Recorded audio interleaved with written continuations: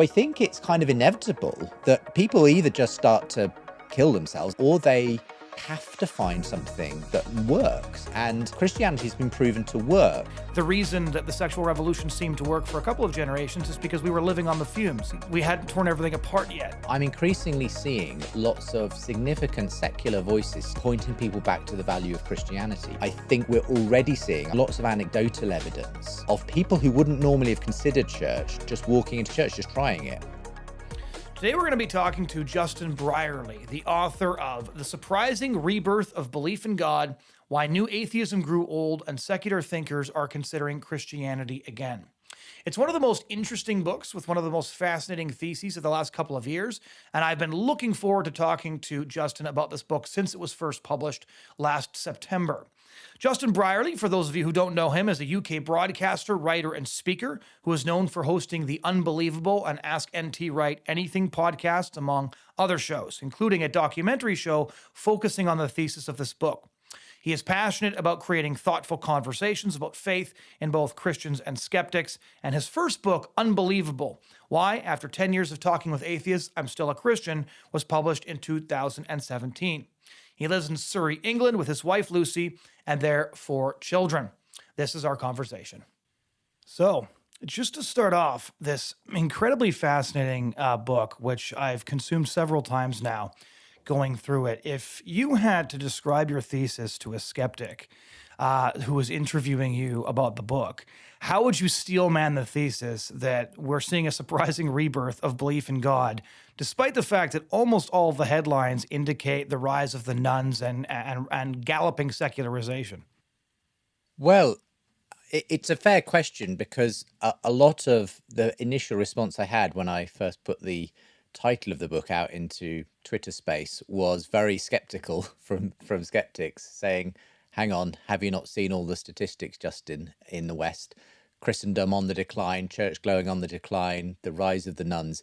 And none of that I dispute. In fact, those are the statistics I mentioned in the book.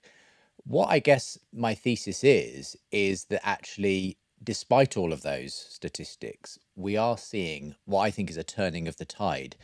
Perhaps, if you like, this is something that's more in academic circles at this point. This is something that is still trickling down to a wider level. But I honestly believe that the conversations have changed significantly over the last several years. And that it's something about the atmosphere that is changing when it comes to God talk, when it comes to people being open to the idea of taking religion seriously again.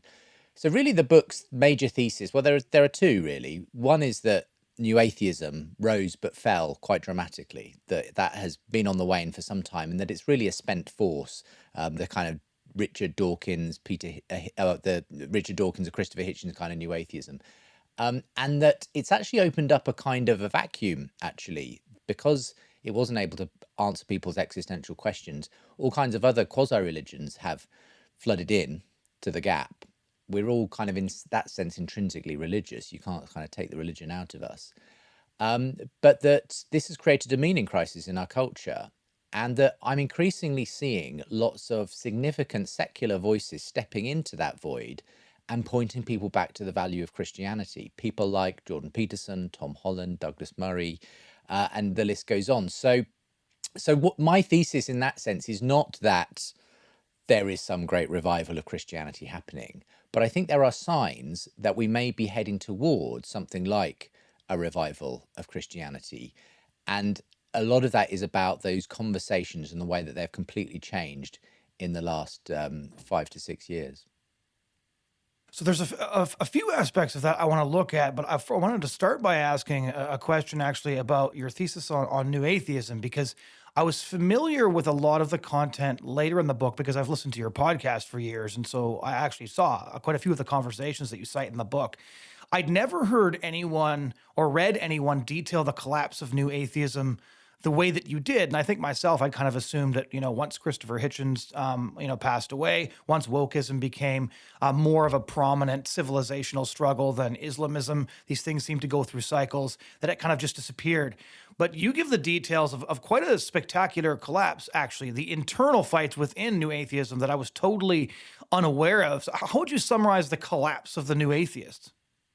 Yeah, it's a fascinating story, and I watched as an interested bystander in many ways.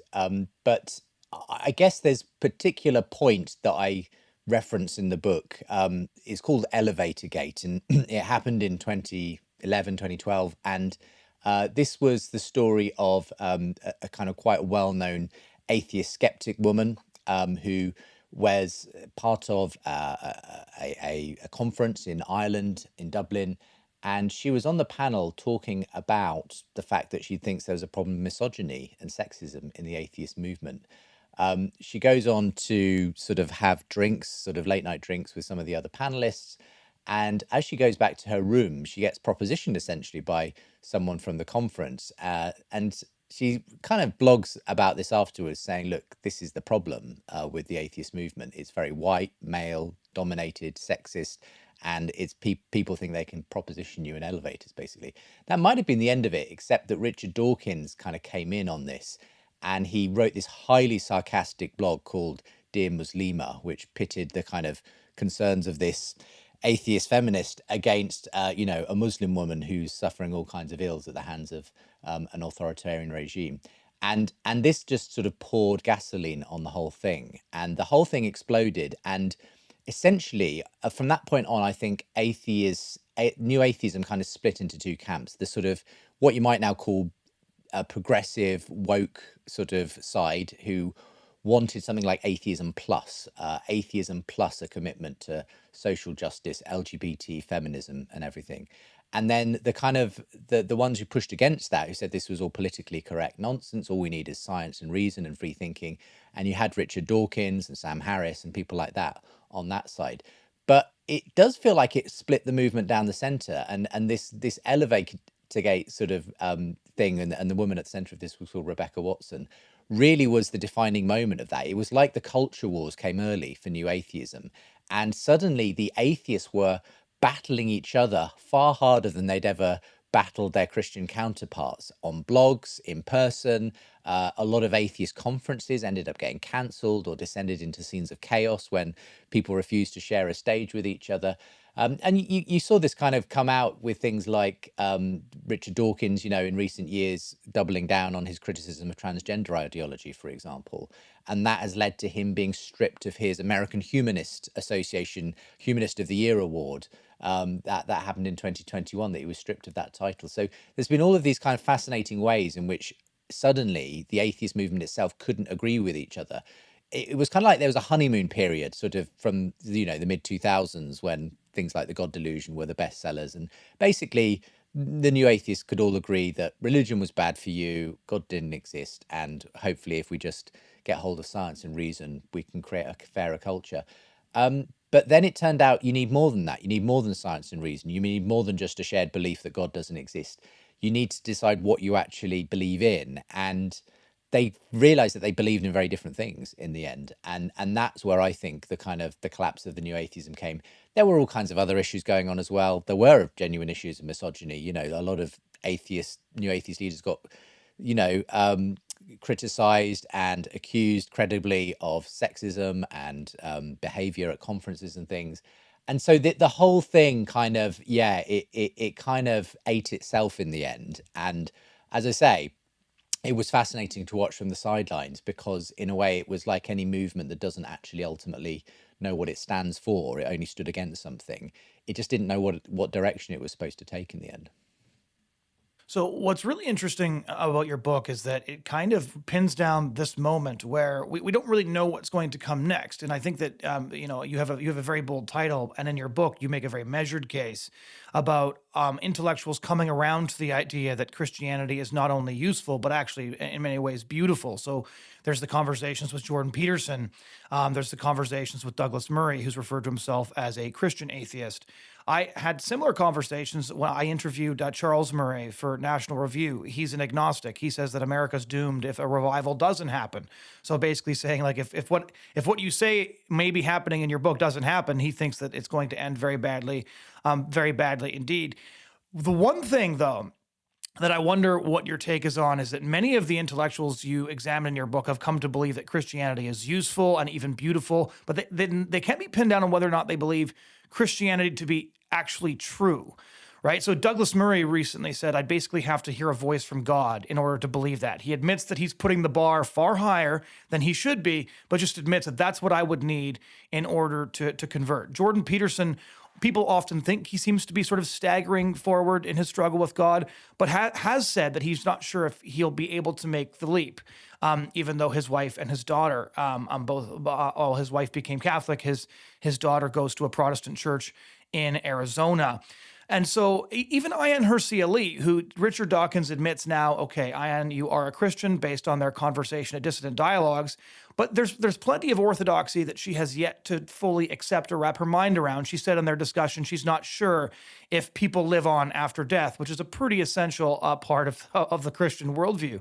So do you think that that this is just a recognition, as Ayan described at Unheard, of the fact that the things rushing in to take Christianity's place are profoundly dangerous, are far less preferable, are often quite awful, and are tearing our civilization apart, and that people are turning to Christianity or back to Christianity because they recognize that this was a much better alternative? Or are they actually believing it in the way that they could recite the Apostles' Creed and mean it, I guess would be a simple way to put it. Yeah. No, I think those are all great questions, and they're things I confront in the book and the podcast, because I think there is a spectrum, if you like, of different people here. And I think at one end, there is that person who sees the value of religion a kind of at a social level. They say it is a useful fiction in that sense. And that would include people like Brett Weinstein, for instance, evolutionary biologist, who I don't think has any intention particularly of really believing, but he likes the cultural aspect, and he appreciates, in the way that another evolutionary biologist, Richard Dawkins, doesn't, the fact that religion is actually very good for us in various ways, whereas Richard Dawkins has always held to this view that it's a kind of evolutionary misfiring. Now, I think he's backed off a little bit from that now that he's kind of been quite public about being a so-called cultural Christian himself and thinking it. I think even he has come to realize the same thing that Ayan realized, that people don't just, when they reject Christianity, go to a utopia of rationalism and secular scientism or something. They frequently fall into much worse things. And so I think even he has come to see actually Christianity may be the best of the worst, if you like, as far as he's concerned. But you've got people that over there on the spectrum who don't seem to have much interest in believing themselves, but see the kind of the usefulness of Christianity. And in a sense, I'm glad that even at that level, the dialogue has changed, the conversation has changed from this kind of, I think, very unhelpful view that religion is just a plain bad and evil and everything else. I think at least people are grasping that there's a good reason why our culture is the way it is, on the basis of the Christian values that have been espoused.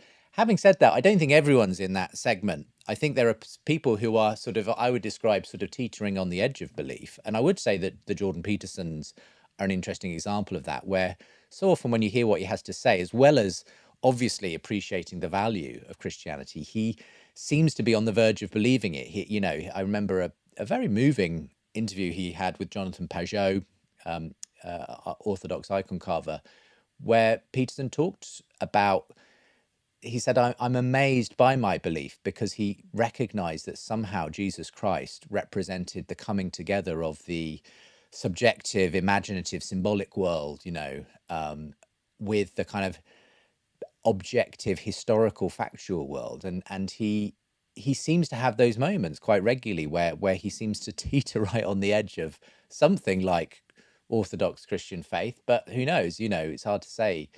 Likewise, a friend of mine, Tom Holland, who's a historian here in the UK, and has again extolled the values of Christianity in the West. His best-selling book, Dominion, is really 700 pages on the way in which the Christian Revolution shaped the moral imagination of the West. And he's been a real thorn in the side of many secular people here in the UK.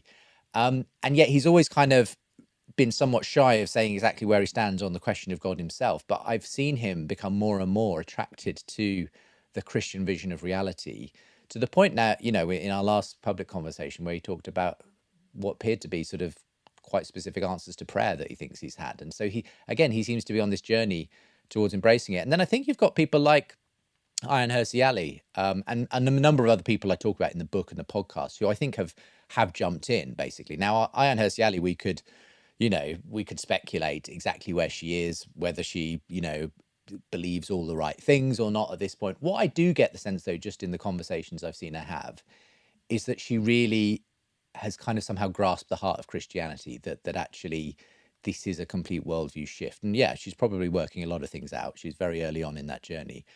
But I do think that there are some people who have not only seen Christianity as useful, but they've seen the reason it's useful is because it's true. And for me, that's the important place that these secular intellectuals need to get to. Not that it's sort of metaphorically true because it works. It works because it is literally true. That's the reason why it has changed the world and transformed our culture. Anything less than that won't get you the results that you so desire, if you like, from Christianity. So for me, it's instructive to see some of the journeys that people have been on where they've actually landed and realized, actually, yeah, I've got to kind of humble myself, actually. I think that's one of the key things with a lot of these secular intellectuals. There's a kind of humility involved in saying, it turns out there's someone bigger than me and my intellect. And I need to kind of, at some level, bow the knee to that. And that's not an easy thing, I think, for many of these people to do. But it's fascinating when you do see people start to do that and the effect it has on them. It's very interesting that you put it that way, because a couple of years back, I did an interview with Neil Ferguson and Ayaan Hirsi Ali within the same week. Ayaan for her book Pray, which I was reviewing for the European Conservative, and then Neil on his book Doom, which I was reviewing for the American Conservative. And both of them, apropos of nothing, brought up Christianity. As they were discussing, she was discussing Islamism, of course. He was discussing the fact that our society seemed to have no center in the face of these great disasters. And he kind of, I didn't even ask him the question, because Neil Ferguson is not the guy that I go to discuss Christianity with. It hadn't even crossed my mind. And he started saying that he thinks people should go back to church, and he thinks that Christianity is really, really important. That he was brought up with what he called Calvinist atheism in the Church of Scotland, and that his atheism had been basically forced upon him, and that he had never decided to be an atheist, but he was trying to kind of think and struggle his way out of it, he said to me. Which this was before Ayaan came out, and it turns out they were in part of this journey. But to hear Neil Ferguson, I wonder what he would say next, because it's true. I sent you this question by email, because it's one of the questions that I was most kind of dwelling on when I got through your book. Somebody like a Neil Ferguson and a Peterson, like these guys have huge audiences. They're incredibly intelligent. They're very articulate. And one of the things that you do in your book is you make the case that actually when the intelligentsia began to shift towards secularism, it didn't have that much of an impact actually on the broader public at the time, which is borne out in the numbers. Secularization didn't really start in earnest till the early 60s. There's a new study from Oxford out on that, really definitively making that case. And so then what I wanted to ask was, your point here is that a lot of the elites are reconsidering Christianity. At a bare minimum, they have entirely rejected the Christopher Hitchens case that religion poisons everything. I think of all of the books produced by the New Atheist, his probably has aged the worst, because everybody, even those who don't believe in God, just agree that that's obviously not the case, that religion gave us a lot of good things, and that absent those good things, we really, really miss those things. But if the conversion of the intelligentsia to atheism didn't have a lot of impact at the time, what would the conversion of the intelligentsia, or a significant part of it, have now, do you think? How would that unfold? Let's say Ayaan and Neil Ferguson, who may already be on that journey, follows her and also declares himself to be a Christian, that Douglas Murray hears a voice, that Jordan Peterson's journey ends at the beginning. What might that look like in your mind? Well, I think it'll be really interesting to see how that trickles down, because these are people with very large platforms. The thing that's changed in a way from the sort of the conversion of the intelligentsia to atheism sort of through the latter half of the 20th century is that conversation predominantly stayed, I would say, in academic circles. Whereas I think now we live in this age of very direct communication through YouTube, podcasts, and everything else. And a lot of the people we're talking about actually are speaking very directly to their audiences. Now, that certainly happened with the new atheists, Harris and Dawkins, if you like. They were in that early phase of internet and new media. And it's one of the reasons why new atheism was such a phenomenon, was because of the internet. But I think now that we're kind of fully into that flow, and people, it's just a part and parcel of the way people consume their media, it will be fascinating to see how some of these people, as we're already seeing with Jordan Peterson, huge platform, YouTube following and everything, the way in which that changes the conversation. And that's what I've been impressed to see, even in the last few years, is the way that even just one person like Jordan Peterson can significantly change the tone of the conversation, so that the people that I hear now who were once absolutely would have been turning up for Dawkins and Hitchens and those kinds of things, they're now sort of speaking very differently about God and about religion, about the place of faith and so on. And so I think it's just kind of really it's just changed the whole way that we're having those conversations. And I think as certainly like Neil Ferguson and Ayaan Hirsi and everyone else, that all of them I think are going to be reaching their audiences. They're going, Tom Holland again is a classic example of this. You've got someone there who not only sells best-selling history books, but he co-hosts the most popular history podcast in the world. It's impossible for that not to reach and influence a lot of people.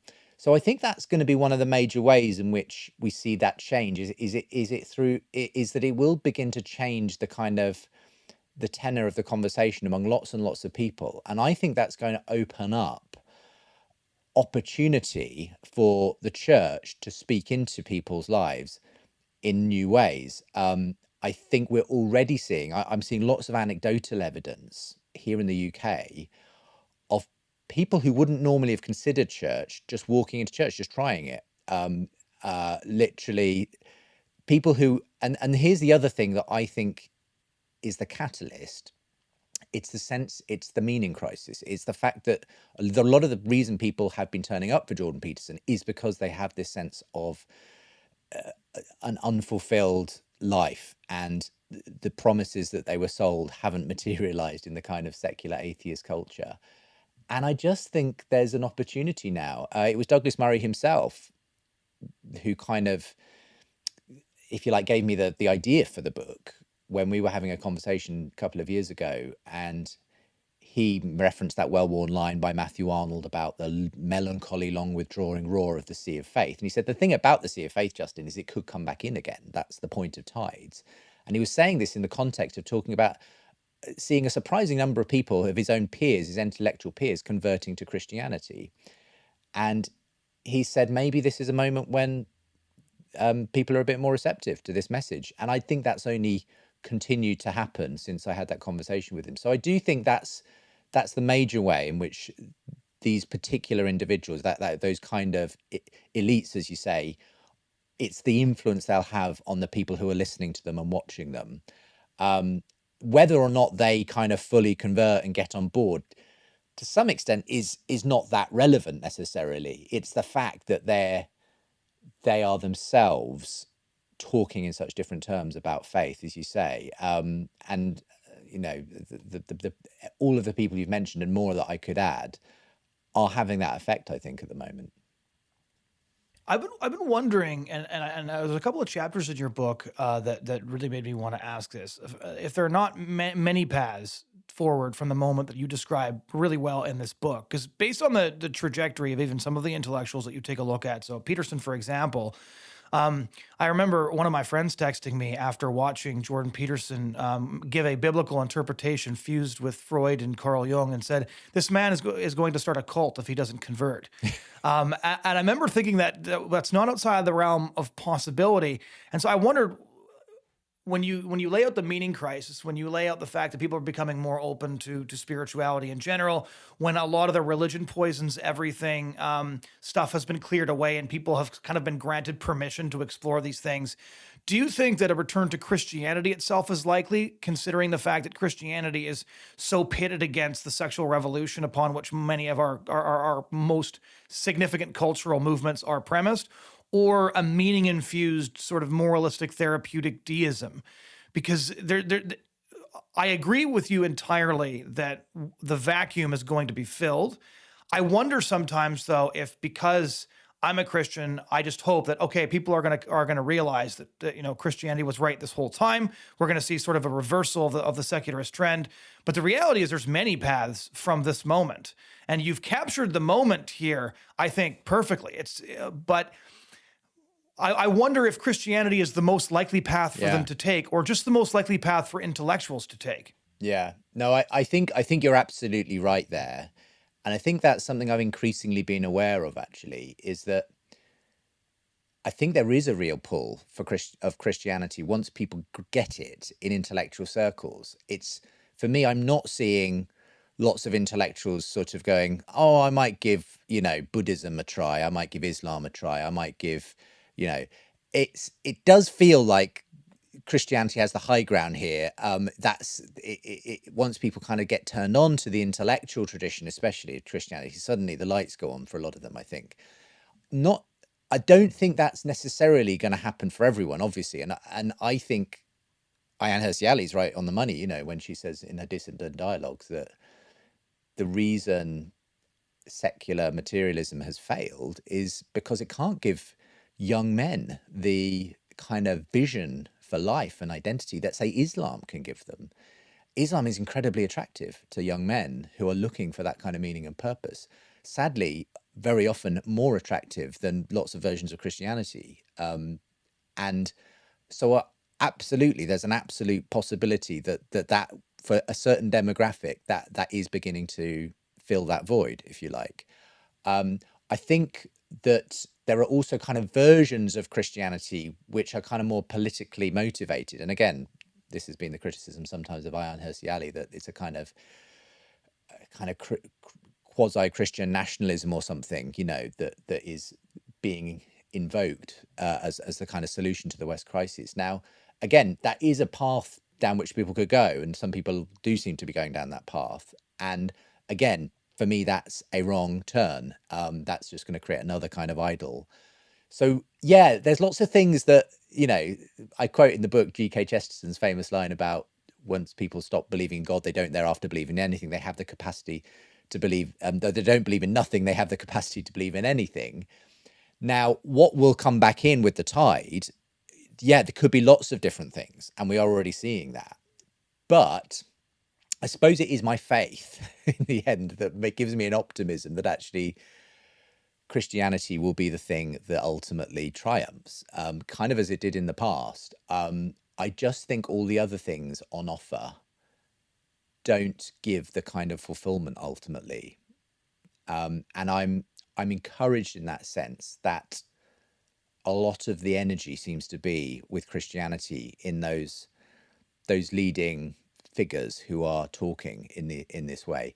So but I'm by no means saying it's going to be an easy ride. There's going to be a lot of competitors for people's hearts and minds. I just think that secular atheist materialism is not one of them anymore. I think it's failed. I think, and so I'm very encouraged to see people like Ayaan Hirsi Ali standing so strongly for a kind of a Christian perspective now. But yeah, she absolutely recognizes that it's not the only game in town. There's a couple of studies that have come out recently kind of detailing what people's primary objection to Christianity was. And it's really interesting because I was involved. I went to a lot of apologetics conferences, and when new atheism was a big deal. It felt like we were engaged in some sort of civilizational struggle. It was a lot of fun to engage with Christian apologetics back then because, as you point out in the book too, people on our side were really upping their game in response to new atheists. And you make the case that one of the reasons Christian apologetics advanced so much was because it was responding to an enemy that had called it out. Books like Religion Poisons Everything and The God Delusion. But I remember thinking when I first got involved, the key questions were going to be a lot of the questions you've discussed actually on your podcast and in your book in 2017, right? The historicity of the resurrection, even all these things, like, is it true? Now, however, the majority of the questions are that people think, well, Christianity is cruel to LGBT people because of its restrictions on sexuality. It's cruel because of its definition of marriage. If you're Orthodox in that way. And so, for me, a book that really impacted my thinking on this was How the West Really Lost God, A New Theory of Secularization by Mary Eberstadt, in which she very compellingly makes the case that it's been affirmed by a lot of significant scholars since then, that it wasn't actually the intellectuals who facilitated secularization. It was the sexual revolution. And then, in fact, the sexual revolution came first. It broke apart the natural family. The natural family is the vessel in which faith flourishes and is passed down. And this kind of facilitated secularization across the West. And so when we look now at like cultural queerness to many degrees replacing cultural Christianity, right? 24% of Gen Zers identifying on the LGBT spectrum, but not many of them are actually having relationships with the same sex. That stayed roughly the same, but they want to identify with the perceived cultural power. And so we're seeing a transfer of the sort of Barack Obama cultural Christianity to instead, Andrew Cuomo's daughter, who calls herself a demisexual. She's obviously straight in the way that she leans, but she wants to be part of a different kind of movement. What do you think? What are the implications for this moment? So again, you capture this moment, and looking ahead from this moment, what implications does this have? The fact that it was the sexual revolution that facilitated the collapse of Christianity and the rise of secularization. The sexual revolution, although you could argue that it's hit its high watermark, say in the UK, as transgender ideology gets rolled back. You could also make the case that it was largely, traditional feminists who did a lot of the fighting against gender ideology in the UK, and that this isn't a victory for Christians per se. What would you say the implications of Eberstadt's thesis and the fact that the primary barrier to Christianity for many people seems to be sexual issues as opposed to truth issues? Yeah, I think that's huge. And let's not forget that that issue is the thing that's in many ways stymieing the church being able to be responsive as it tears itself apart, over those issues as well. So it's not just the culture that is creating a problem within; it's within the church too. I think that is absolutely probably correct that the sexual revolution played a huge part in the secularization, because it was essentially a rolling back of Christian ethics, and to do that you kind of have to basically deny God as well. I think what's fascinating though is that you do, even with all that, and even with all the problems that now presents the Christian faith, is that you do have interesting secular intellectuals like Louise Perry writing books like The Case Against the Sexual Revolution. Now, she doesn't specifically tackle of the more kind of LGBT issues, but she does tackle the general way in which sex has now become commodified, the porn industry, everything else, the way in which sex has been completely, separated from long-term committed faithful relationships and everything else. And that's just a super interesting study as a book of someone who, as a completely kind of secular, liberal, feminist kind of perspective person, came to, just through looking at kind of socio-evolutionary factors, came to surprisingly Christian conclusions about what is best for people. She basically came to the conclusion that the sexual revolution has been really bad for lots of people, mainly women and children, and that there is this funny old thing that we have been practicing up till about 70 years ago called monogamous Christian marriage, which happened to keep the guardrails on male sexuality and enabled the kind of flourishing of women and children and families, and therefore society. And when you see someone like Louise Perry rising to, quite a lot of prominence here in the UK in terms of her writing, as and kind of being in that circle of the kind of critical feminists, it's very interesting to see that happen, because she is actually part of a bit of a wave actually questioning the whole sexual revolution at this point and saying, what if we've thrown the baby out with the bathwater here? What if Christianity had something to say that was important? Now, I haven't seen that filter down to kind of a wholesale questioning of same-sex marriage and everything, but it's hard to not see that line of questioning isn't going to sort of end up there.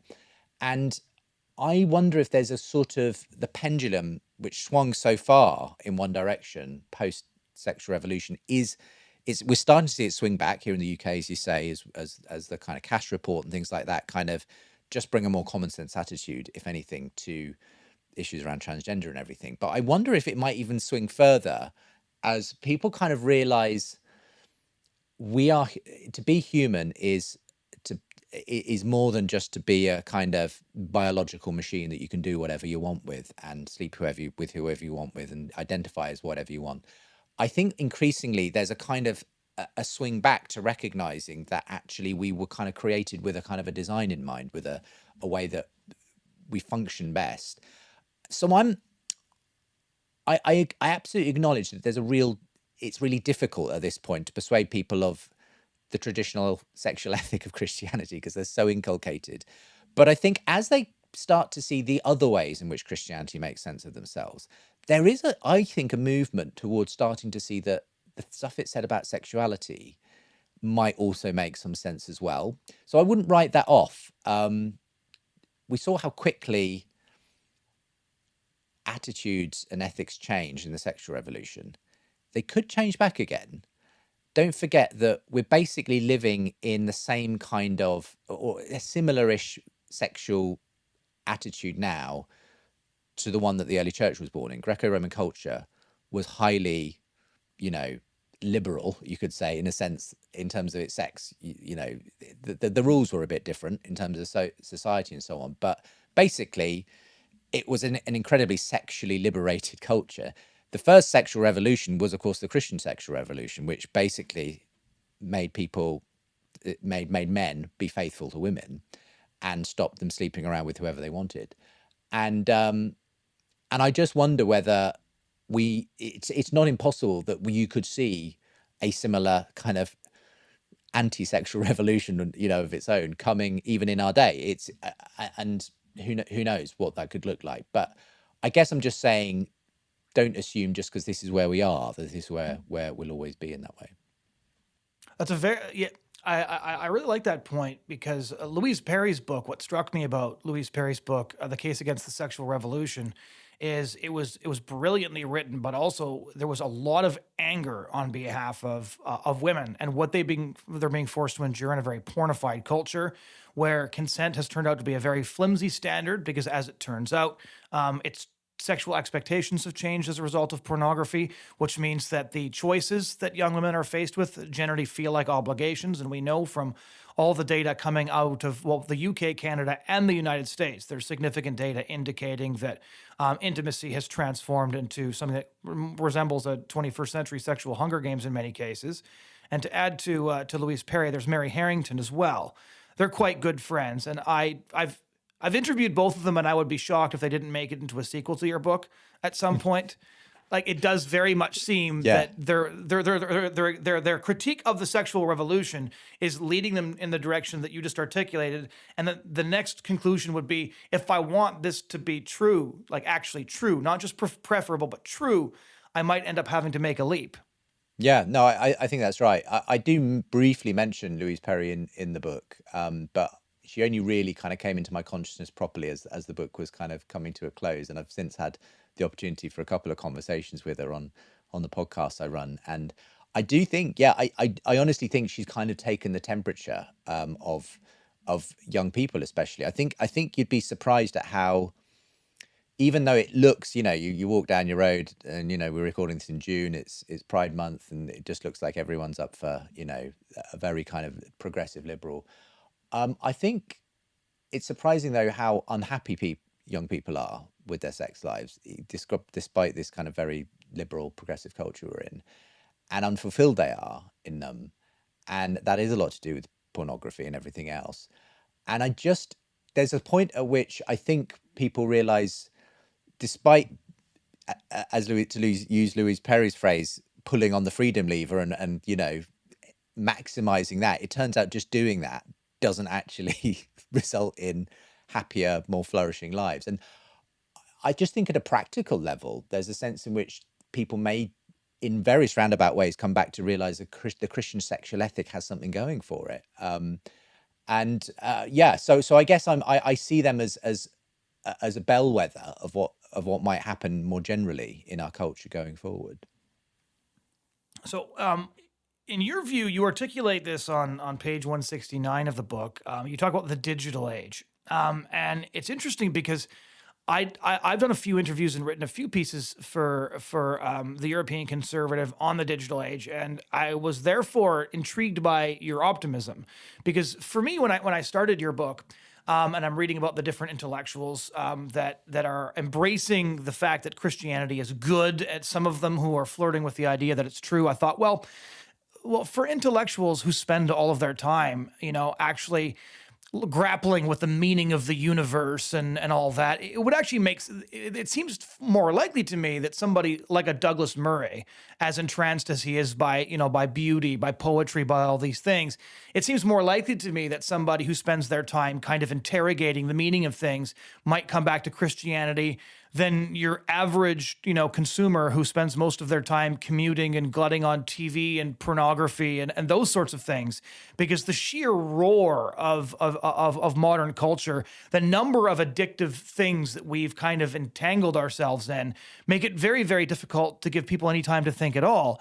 And if you read, Mark Bauerlein's book, The Dumbest Generation, or The Dumbest Generation Revisited, or any number of other apocalyptic books on the literacy levels of our society at large, it does seem to be more likely that an intellectual would convert than, say, your ordinary person who comes home, throws on Netflix, and then goes to bed. But you indicate that the digital age is ramping up the meaning crisis to such an extent that it could force a return to God, or at least a reconsideration of God. And the reason I thought, just listening to you now, that this could be true is because I do think that the way that violent pornography has transformed the sexual landscape in the last 10 to 15 years especially has kind of started the Louise Perry, Mary Harrington critique. It's become a lot more popular. 10 years ago, for a conservative to say that pornography caused rape culture would have gotten you laughed at. You would have said, well, you're Andrea Dworkin. There's no such thing as rape culture. Now that's a pretty standard view across the board. And that's a very significant intellectual shift on that issue specifically. It's a debate I was involved in a lot. And so I guess I'd like to hear your case. Do you think the digital age will culminate in a meaning crisis that leads back to God? Well, we're in the meaning crisis already, but how might that unfold? Yeah, I do think that is the direction it'll go. I guess that's a pretty cool bit of my book, really, is that the meaning crisis, people try to put all kinds of other things in the place of God before they return to God. But I think ultimately people reach the end of their resources. So I think we're already seeing that we're in a meaning crisis. And what people are trying to replace God with is, on the progressive left, kind of certain woke ideologies that kind of function as God for them. They are that's a sacred sort of identity that gives them their meaning and their purpose and their identity. On the right, political mythologies around Trump as a kind of messiah figure who will, make America great again. You can choose your kind of thing that you fill the God-shaped hole with. But what we're seeing, I think, in the culture wars is that none of these things work. They just create really unhappy, fights and tribalism, and in the end, that it's exhausting. It's exhausting for young people to basically have to invent themselves from scratch. That's what I think a lot of the psychologists are telling us. It's being kind of fueled and accelerated by technology and social media and everything else. So I think it's kind of inevitable that kind of people either just start to kill themselves, and that, of course, is literally happening as well, sadly, or they have to find something that works. And Christianity has been proven to work, and that's, I think, is why you are seeing so many secular psychologists, the Jonathan Haidts and Vivekis and everyone, kind of basically saying, yeah, we need religion, even if they're not kind of necessarily sold up for it themselves, and extolling the virtues of faith. And why I think you are, as I say, even in that generation, like you say, who aren't the intellectuals who are kind of just putting on Netflix and zoning out or whatever, even they, I think, are going to get to a point of needing more than that. Now, it's interesting because I've kind of, as I've been hosting the podcast documentary series version of the book, I've been able to go a lot further than just the book. And so just recently I've been interviewing people about, well, what next? Could there be some kind of Christian revival on the cards, which is not something I wanted to kind of tangle with too much in the book itself. And honestly, it's been so surprising to hear again and again, people who are now taking the temperature, especially of Gen Z, saying the same thing. Basically, Gen Z are ready to believe in God again. They are way more open than millennials and Gen X and so on, who were kind of had enough religious background and baggage to kind of be inoculated against it, basically. And the new atheism kind of was the tone in which, religion was viewed by a lot of those people.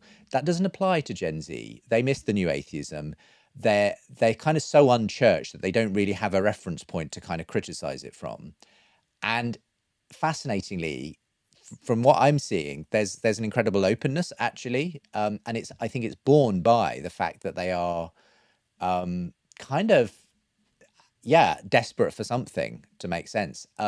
And I think that's coming through in. So I spoke to one organization that works across university campuses here in the UK, and they are seeing extraordinary numbers of young people who are willing to go to church, will say yes if they're invited to church. Lots of young people who are apparently converting as well. There's kind of things like the Asbury Awakening is an example of Gen Z young people just kind of spiritually desperate and hungry and thirsty, and sort of just reaching out for God. And that's been popping up all over the place here in the UK. There's been certain similar things happening. And it just, for me, it's all just sort of, that is the ground level, if you like. I've likened it to, there's up here, there's the intellectuals kind of making the case for God again and for the value of religion. And that's your Ian Hirst-Yalleys and Tom Hollands and Douglas Murrays. But at the ground level, the meaning crisis is forcing people up as well. And I think the two are kind of converging on each other, so that you are finding the deep need for a spiritual, for a story to make sense of yourself at the ground level is forcing those people into the same conversation that the people who are, the intellectual elites are realizing culture needs God if it's going to survive, if we're going to have human values, if we're going to, not turn into Russia or radical Islam or woke ideology or whatever it is. And so, so I do think, something like that is happening. And again, it's probably going to be very messy, and it's probably going to be very painful. And a lot of the time, I think things will look like they're getting worse before they get better, if you know what I mean, because I think that's what happens in these kinds of scenarios. It's, and very often, sadly, it takes things to get significantly worse before people turn to God. I mean, that's always been the case. I think there was a theologian who didn't live to see the pandemic, but said probably the thing that will turn people back to God is a global pandemic. And I think that was kind of borne out a little bit by the fact that it did give people a pause for thought. But there could be worse to come. There's lots of pretty dire things being prophesied when you take AI together with the kind of meta crisis that people are talking about, when you look at the way in which China and Russia and the kind of political situation going on in the world. There could be some really bad things, but the only silver lining I see to that is that God often works through really dire circumstances to bring people back to himself. And I'm not in any way wishing any of those things to happen, but it's often those kinds of things that actually ultimately do send people back to God in the end.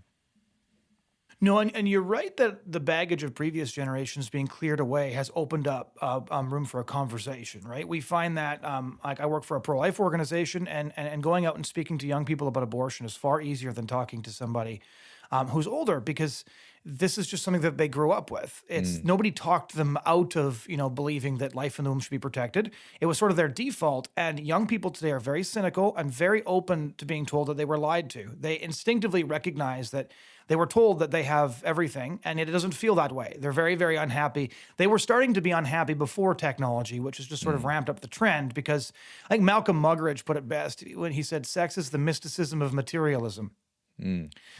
And I think that kind of encapsulates the extent to which it's been sort of a false religion that hasn't delivered on what it promised. And the reason that the sexual revolution seemed to work for a couple of generations is because we were living on the fumes.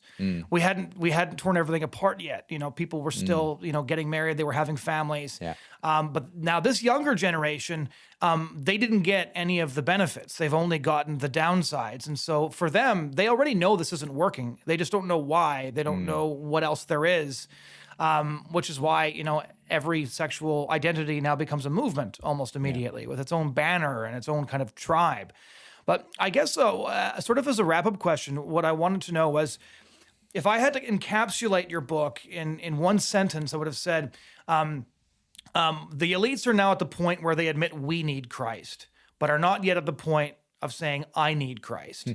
Because with a few exceptions, right? But like Neil Ferguson is saying, we need Christ. As in, if you look at our society, if you look at our culture, if you look at the West, like we need Christ or we need Christ back. But when you look at a lot of the individuals, this is sort of what they're really grappling with, right? Even Dawkins has kind of very reluctantly said, like, I guess it turns out, according to studies, people are less likely to lie or steal if they believe in God. And I wish they could just be as moral as me, but if you need it, then fine. You know what I mean? I guess it serves some utility. Although he's gotten away with, he consistently says, I've always said I'm a cultural Christian. This is not new. I've never changed. And that isn't true because, as you quote many times throughout the beginning of your book, he was the one who said, mock it, ridicule it, treat it with contempt. Like, that is not a cultural Christian. That is somebody, contempt is, it's not cultural approval. Even in the interview he gave that went viral about cultural Christianity recently, he's radically inconsistent, because in the same interview he says he really enjoys and doesn't want to lose cathedrals and carols and the nice trappings of Christianity. He'd rather have them than Islam, certainly. At the same time, he wants people to stop believing in God and being Christians. Well, you won't have any of those lovely trappings of Christianity if people stop believing in God. So it's kind of, I don't understand why he doesn't see the obvious inconsistency in his own position there. I think genuinely, though, as I say, I think Richard Dawkins is kind of just starting to wake up to the realization that the new atheism was a completely wrong turn, and was never going to do the thing that he imagined it would do, this sort of scientific utopia that it would bring about. I think he's kind of starting to see that, and people like Ironhurst Yali are pointing it out. Sorry, what was the original question? I got off track there. We need Christ versus Yes. I need Christ. Yeah, no, I think that's right. And I think it's fascinating to see that latest dialogue between him and Ironhurst Yali, because I think that's the perfect example of it. And Ian, struggled at times, I think, to kind of give a sort of, in a sense, a rational justification for her faith. I think there are rational justifications you can give for faith, but that's not how she landed there. It was a personal crisis that led her, and it was praying, and it was the belief that God stepped in, and as she said it in that interview, rescued her. That has kind of seems to have transformed her way of thinking about these things. Now, I don't know if it's likely that Richard Dawkins is going to is going to have such a kind of personal experience that will kind of suddenly turn him to God. I think someone like Jordan Peterson is more primed for that. It seems to be kind of open to kind of the ineffable and a sense that I think in the end, actually in the end people find all kinds of different ways to God, and so it's not that I think that someone like Dawkins could never become a Christian. I think, but it would obviously involve him eating a huge amount of humble pie. But I think in the end, if I'm absolutely honest, I love hearing people who have become Christians, obviously, but again, like I said earlier, for me, it's more about the influence they're having on the people below them. So whether Jordan Peterson is or isn't a Christian, all I know is he's opened the door to a lot of people taking it seriously. And I know a number of people who directly through his influence have walked through the door to full-blooded Orthodox Christianity. And I think that that's happening more and more with some of these folks. So yeah, I would wish that they would kind of keep tugging on that thread and find that actually Jesus is waiting for them at the other end of it.